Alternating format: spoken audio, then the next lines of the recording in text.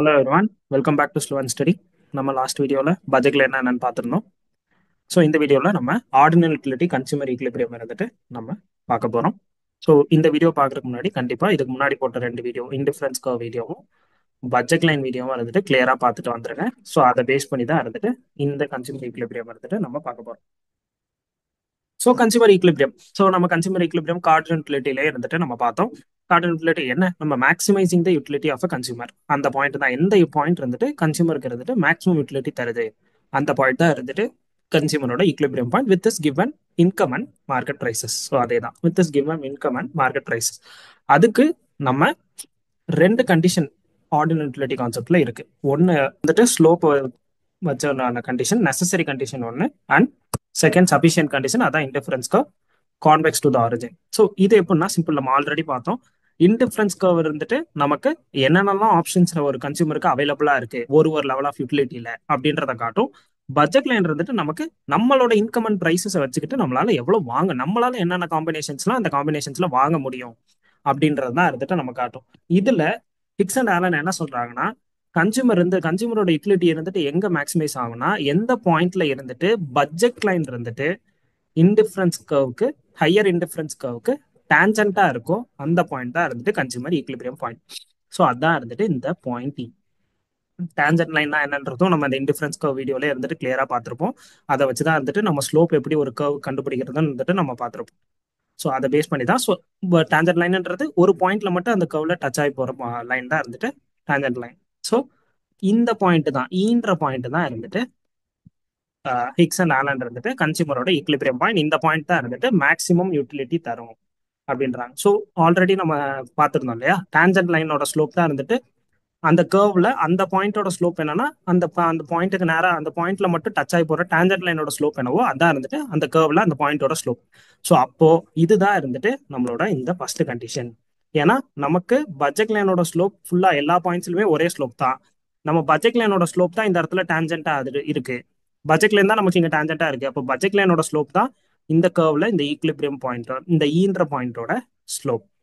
So அதான் வந்துட்டு நம்மளோட ஃபர்ஸ்ட் கண்டிஷன். எம்ஆர்எஸ் எக்ஸ்ஒய்ன்றது நம்மளோட slope of indifference curve, PX by பிஒய்ன்றது நம்ம slope of budget line. So consumer எந்த பாயிண்ட்ல இருந்துட்டு ஈக்லிபிரியம் அட்டைன் பண்ணுவாங்கன்னா, எங்க இருந்துட்டு ஸ்லோப் ஆஃப் இன்டிஃபரன்ஸ் கர்வ் இருந்துட்டு ஸ்லோப் ஆஃப் பட்ஜெட் லைனுக்கு இருந்துட்டு ஈக்குவலா இருக்கும், அந்த பாயிண்ட் தான் கன்சியூமரோட மேக்ஸிமம் யூட்டிலிட்டி பாயிண்ட்.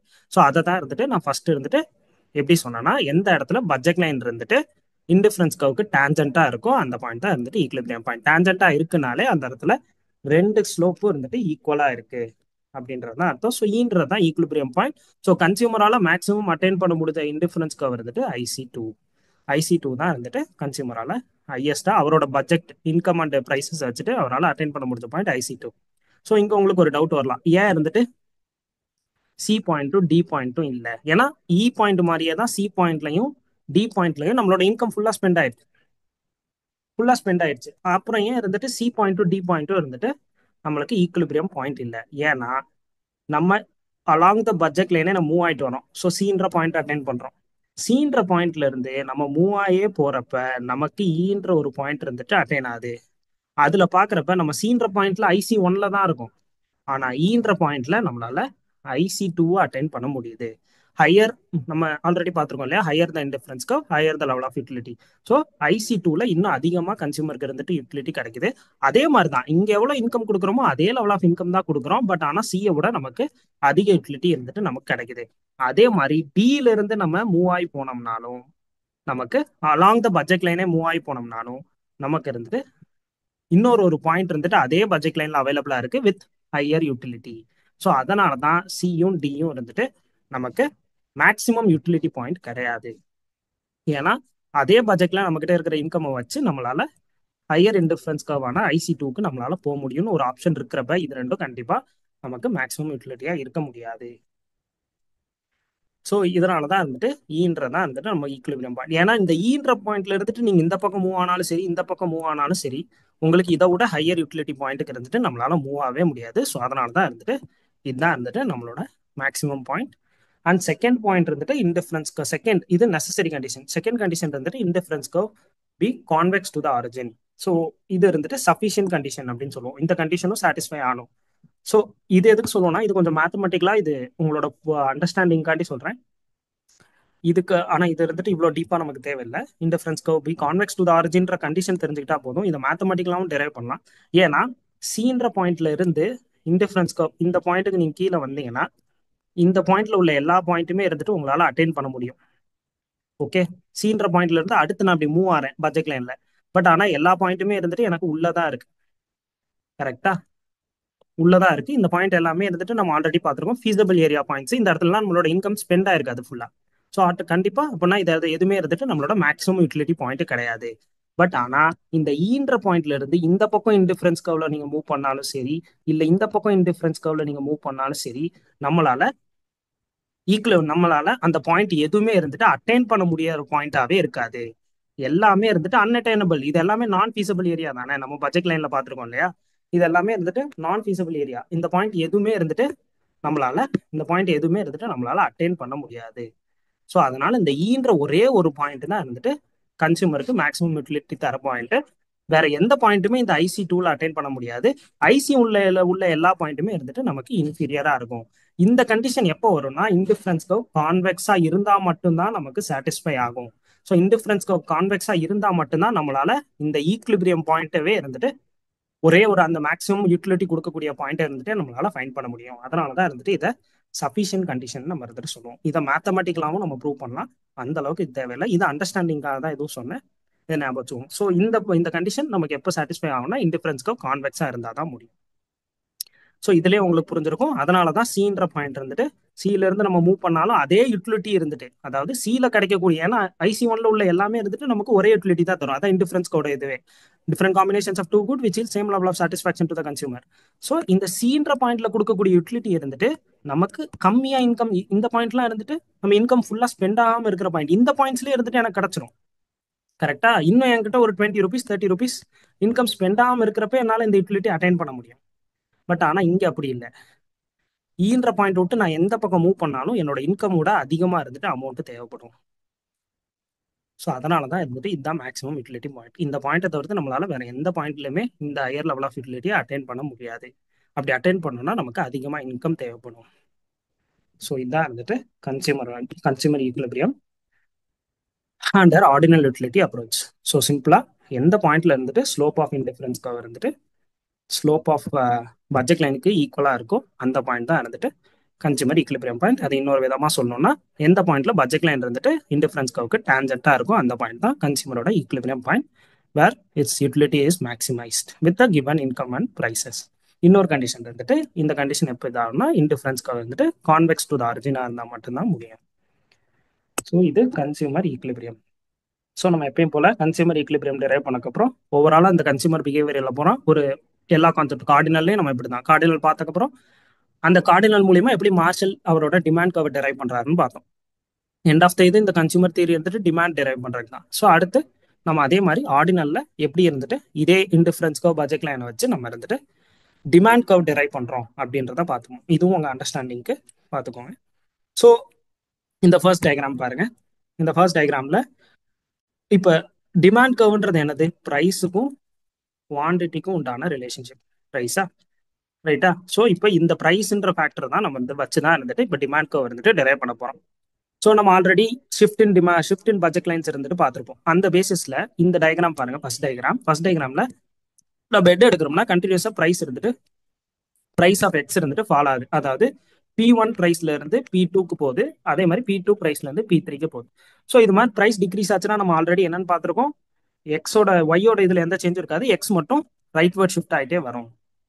ஏன்னா பிரைஸ் டிக்ரீஸ் ஆகுது. பிரைஸ் டிக்ரீஸ் ஆகுதுன்றப்ப நமக்கு ரைட்வர்ட் ஷிஃப்ட் ஆகிட்டே வரும். ஸோ கண்டிப்பா பட்ஜெட் லைன் இருந்துட்டு ரைட்வர்ட் ஷிஃப்ட் ஆச்சுன்னா நம்ம கண்டிப்பா ஹையர் இன்டிஃபரன்ஸ்க்கு வந்துட்டு அட்டைன் பண்ண முடியும். கரெக்டா.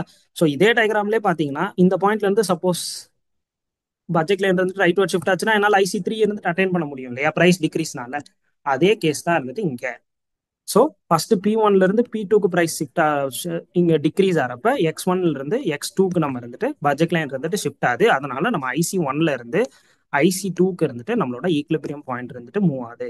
அதே மாதிரி P2ல இருந்து P3க்கு பிரைஸ் இன்க்ரீஸ் ஆகிறப்ப நம்மளால இன்னும் அதிகமா இது பண்ண முடியும். ஸோ நம்ம பட்ஜெட் லைன் ரைட்வர்ட் ஷிஃப்ட் ஆகிறனால நம்மளோட பட்ஜெட் லைனும் இன்டிஃபரன்ஸ்க்காகவும் IC3க்கு இருந்துட்டு பட்ஜெட் லைன் இருந்துட்டு டேஞ்சண்டா இருக்கு. ஸோ அதான் இருந்துட்டு ஈக்லிபிரியம் பாயிண்ட். ஸோ இந்த ஈக்லிபிரியம் பாயிண்ட் எல்லாத்தையும் கனெக்ட் பண்ணி வர லைனை தான் நம்ம என்னன்னு சொல்லுவோம்னா, எல்லா equilibrium point at different price levels, ஒரு ப்ரைஸ் லெவல் P1 P2 P3ன்ற இந்த 3 விதமான ப்ரைஸ் லெவல்ஸுக்கும் ஈக்லிபிரியம் குவான்டிட்டி கொடுக்கக்கூடிய அந்த ஈக்லிபிரியம் பாயிண்ட்ஸ் எல்லாத்தையும் கனெக்ட் பண்ணி வர லைனை தான் நம்ம இருந்துட்டு PCC கர்வ்னு சொல்லுவோம், அதாவது பிரைஸ் கன்சப்ஷன் கர்வ். இங்க கொடுத்துருங்க பாருங்க, it is the locus of point of tangency of successive budget line and higher indifference curve. Successive budget line 1 2 3 budget line and higher indifference curve IC1 IC2 IC3 when price of one good changes. So price change ஆகிறப்ப நம்மளோட indifference கர்வும் budget லைனும் இருந்துட்டு, அதாவது budget line இருந்துட்டு higher indifference கர்வுக்கு நமக்கு இருந்துட்டு டான்ஜென்ட் ஆகிட்டே வரும். அந்த ஈக்லிபிரியம் பாயிண்ட்ஸ் எல்லாத்தையும் கனெக்ட் பண்ணி வர லைன் தான் இருந்துட்டு இந்த பிரைஸ் கன்சப்ஷன் கர்வ். இதை வச்சு தான் இருந்துட்டு இதுதான் இருந்துட்டு நமக்கு ப்ரைஸுக்கும் குவான்டிட்டிக்கும் உண்டான ரிலேஷன்ஷிப்பை காட்டும். அதை வச்சு தான் இருந்துட்டு நம்ம அப்படியே அந்த P1 P2 P3க்கு P1 P2 P3க்கான quantities என்னென்ன அப்படின்றது தான் இந்த PCC கர்வ் இருந்துட்டு காட்டும். ஒரு ப்ரைஸ் லெவல்ஸுக்கும் ஈக்லிபிரியம் குவான்டிட்டி என்ன அப்படின்றதான் இந்த PCC காட்டும். ஸோ அது மூலியமா P1க்கு X1, P2க்கு X2, P3க்கு X3. ஸோ இதை நம்ம எடுத்து செப்பரேட் இன்டிஃபரன்ஸ் கர்வ்ல நம்ம எடுத்துட்டு பிளாட் செப்பரேட் டயக்ராமா அந்த 3 பாயிண்ட்ஸ் இருந்துட்டு நம்ம பிளாட் பண்ணோம்னா அது மூலியமா நம்ம கிடைக்கிறதா இருந்துட்டு நம்மளோட டிமாண்ட் கர்வ். ஸோ இப்படிதான் இருந்துட்டு நம்ம ஆர்டினல் யூட்டிலிட்டியில இருந்துட்டு நம்ம டிமாண்ட் கர்வ் இருந்துட்டு டெரைவ் பண்றோம். ஒன்றும் இல்லை, ப்ரைஸ் டிக்ரீஸ் ஆகிறப்ப நம்மளோட பட்ஜெட் லைன் ரைட்வர்ட் ஷிஃப்ட் ஆகும். ரைட்வர்ட் ஷிஃப்ட் ஆகிறப்ப நமக்கு ஹையர் இன்டிஃபரன்ஸ் கர்வ்ல டான்ஜென்சி இருந்துட்டு அக்கர் ஆகும். அந்த ஒரு ப்ரைஸ் லெவல் இங்க டிக்ரீஸ் ஆகிறப்ப நமக்கு ஒரு ஈக்லிபிரியம் பாயிண்ட் கிடைக்கும் இல்லையா, அந்த ஈக்லிபிரியம் பாயிண்ட் எல்லாத்தையும் கனெக்ட் பண்ணி வர்றதா இருந்துட்டு நம்மளோட பிரைஸ் கன்சப்ஷன் கர்வ். அந்த ஈக்லிபிரியம் குவான்டிட்டிஸையும் இந்த டிக்ரீஸ் ஆன ப்ரைஸஸையும் தனியா ஒரு டயக்ராம்ல நம்ம எடுத்து பிளாட் பண்ணோம்னா, ஏன்னா பிரைஸ் டிக்ரீஸ் ஆக இங்க பாருங்க குவான்டிட்டி இன்க்ரீஸ் ஆயிருக்கு, நம்மளோட டிமாண்ட் ரிலேஷன்ஷிப் வந்துருச்சா, price decreases quantity increases. So இதை எடுத்து நமக்கு தனியா அந்த டயக்ராம்ல பிளாட் பண்ணோம்னா P1 X1, இந்த X1க்கு நேரம் P1 X1, P2 X2, P3 X3, price decrease ஆயிருக்கு, குவான்டிட்டி இன்க்ரீஸ் ஆயிருக்கு. ஸோ இதான் வந்துட்டு நம்மளோட derivation of demand curve under ordinal utility approach. So இந்த கான்செப்டோட வந்துட்டு நமக்கு ஆர்டினல் கான்செப்ட்ஸ் இருந்துட்டு முடியுது. ஸோ இதில் ஏதாச்சும் உங்களுக்கு டவுட்ஸ், ஏதாச்சும் கிளாரிஃபிகேஷன் வேணும்னா கமெண்ட் செக்ஷனில் போஸ்ட் பண்ணுங்க. இல்லாட்டினாலும் டைரெக்டாக நம்மளோட டெலகிராம் சேனலில் கூட வந்து கேளுங்க, நான் எல்லா டவுட்ஸும் இருந்துட்டு நான் கிளியர் பண்ணுறேன். That's it for this video. Next வீடியோவில் இருந்துட்டு நம்ம அப்படியே நார்மல் இன்ஃபீரியர் குட், அப்படியே ரிபில்டு ப்ரிஃபரன்ஸ் தியரி எல்லாமே இருந்துட்டு நம்ம அப்படியே கண்டினியூ பண்ணலாம். That's it for this video. Thank you all. One more thing, உங்க ப்ராக்டிஸ்க்காண்டி ஒரு கொஸ்டின் இருந்துட்டு ஆட் பண்ணியிருக்கேன். Indifference curve is based on the assumption of additive, multiplicative, transitivity are unrelated. So இதில் எந்த ஆன்சர் வந்துட்டு இந்த கொஸ்டினுக்கான ஆன்சர் வந்துட்டு நீங்கள் கமெண்ட் செக்ஷனில் இருந்துட்டு போஸ்ட் பண்ணுங்க. இது ஒன் ஆஃப் த PYQ தான், ப்ரீவியஸ் இயர் கொஸ்டின் தான். கமெண்ட் செக்ஷனில் இருந்துட்டு உங்களோட ஆன்சர்ஸ் இருந்துட்டு போஸ்ட் பண்ணுங்க, நான் பார்த்துட்டு கரெக்ட் ஆன்சர்ஸுக்கு இருந்துட்டு நான் கண்டிப்பாக ரிப்ளை பண்ணுறேன். So that's it for this video. Thank you all.